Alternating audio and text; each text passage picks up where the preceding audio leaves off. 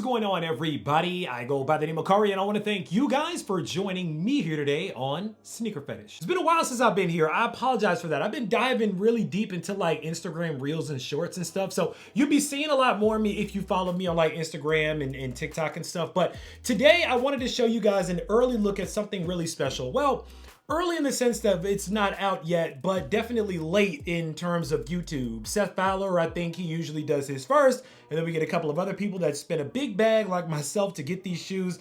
These kind of left me upset, but I do like the shoe, and I like what they do, and I like how much controversy that they're creating. So without further ado, let's get into it. Boom.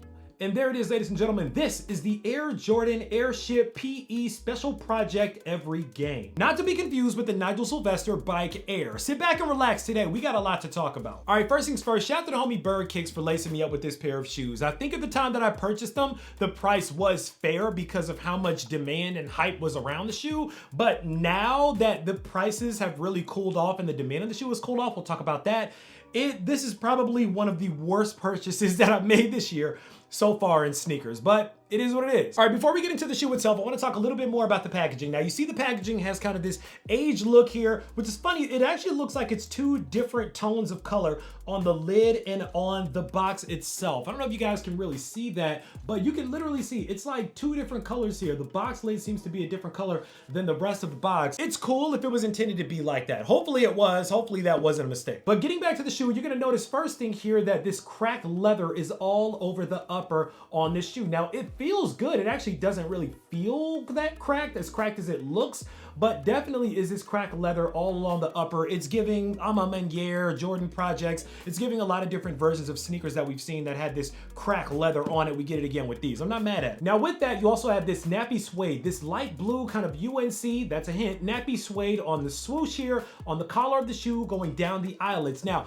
these of course differ, and we'll kind of talk a little bit in tandem about the Nigel Sylvester version. These differ from the Nigel Sylvester version. On Nigel's Bike Air version, the Friends and Family, the upper on this was totally smooth leather. The different shade of brown, a little bit darker, I believe, on the Nigel Sylvester version of the shoe as well. And on the eyelids, this is actually a tan color. It's not totally blue like we got on the Every Game version either. What is the same though is the aged midsole, as well as the aged looking kind of dusty outsole as well. It looks like the shoes have already been walked in. So hey, you know, if you want to dead stock these or undead stock them, you might be able to get away with selling them to somebody. Don't do that. Don't be dishonest when you sell your shoes, all right? Sell them in the condition that they're really in. You also have the aged tongue with the light blue Nike Air on the tongue tag as well. You're also gonna get an extra set of sail colored laces as well. Now, this black little Nike tag here, I don't know where this is from, but I'm guessing because of the guys like Bird and all the big resellers, I guess they were able to backdoor their pairs from maybe some store overseas or something. So I'm guessing this has to do with the Nike store that they got them from, but yeah, don't expect that black tag on all the pairs. On the insole of the shoe, white insole with the blue Jumpman on the heel. Now, of course, this is different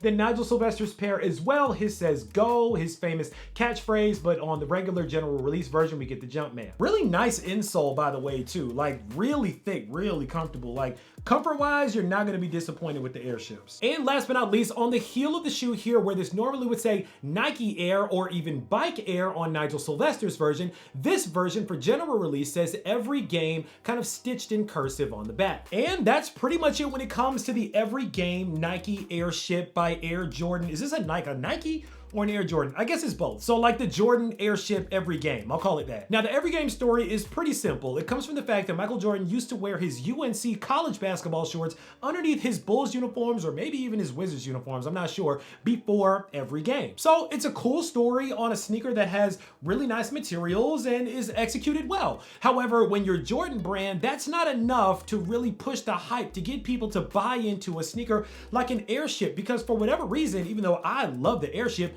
you guys don't like the Airship, and that's reflected in the market prices of this shoe right now. You can get a pair of Airships in a variety of colors for literally like $100 or less. These are going for way below retail right now, except for the couple of outliers, the collaborations or the first Airship that came in that New Beginnings pack with the Jordan 1, but the most limited ones and the collaborations, those are the only Airships that are worth any money. Which brings me to the Every Game version of the Airship, because when these first dropped, listen, I'm gonna keep it a buck with you guys. A lot of YouTubers are not gonna be honest with you, but I feel like we've grown as a family together. We've been through a lot together. We've been through fake sneakers together, a lot of things together. For me to be very open and transparent with you guys about this sneaker and how much it costs and what's going on with it right now. When I got this shoe, I was like, wow, this is gonna make a great video and I'd love to get my hands on these. These are probably gonna be very limited. And I spent $800 on this sneaker. $800 was the early price on this shoe. It was an exorbitant amount of money, but at the time I was thinking, well, here's the thing. I want the shoe really badly.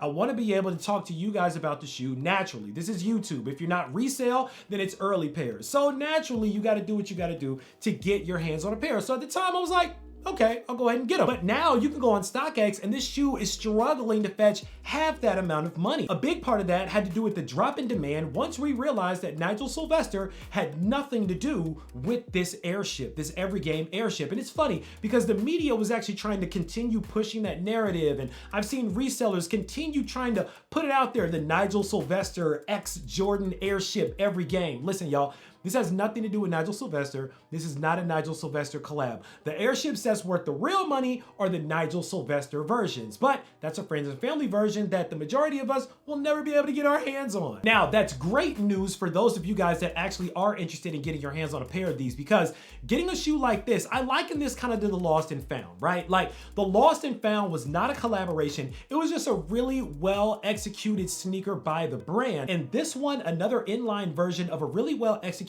sneaker by the brand.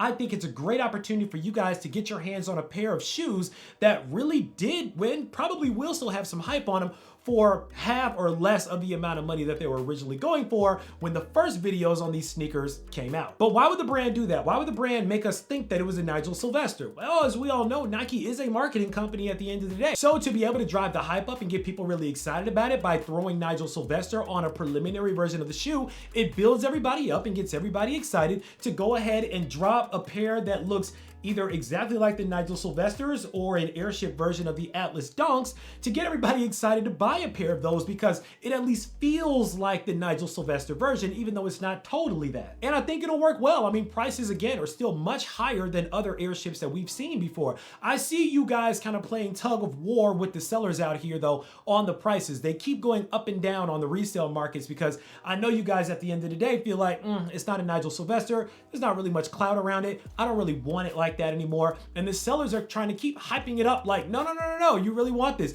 They're really limited, so buy them for a lot of money. But listen guys, at the end of the day, what do I think of the shoe itself? I think it's a fantastic sneaker. I think it's very well done, very well executed. I think it's going to be pretty limited as well. So don't think these are just going to be everywhere that the other colors of Airships have been. These are probably still going to be pretty limited. But even though they're not a Nigel Sylvester version, does that take the wind out of your sails? You watching this, I want to hear from you guys. Now is the time for you guys to sound off down below. Let me know what you guys think about the every game Airship PE. Are these ones that you guys are trying to get your hands on? Do you no longer want these because they don't carry the clout and the hype of a Nigel Sylvester collab around them? Or are you saying, forget that, I still want that shoe. It's a good looking shoe, which tends to be how I feel. So even though I spent what I spent on this shoe and now this shoe is worth way less money, it is what it is, because I'm still happy that at least I got them and I don't have to deal with the hassle of trying to get them when they come out. Of course, while you're down in the comments talking about these, make sure that you click on that subscribe button so we can welcome you into the Sneaker Fetish family, to make sure you don't miss out on any more heat that comes through like these, because I guarantee you I got a lot more heat on the way. As always, I want to thank you guys for joining me here today on Sneaker Fetish, taking a look at these with me, unboxing them with me for a couple of minutes. I go by the name of Kari. This is the Nike and Air Jordan Airship PESP every game. That is a mouthful. And until next time, I'm out.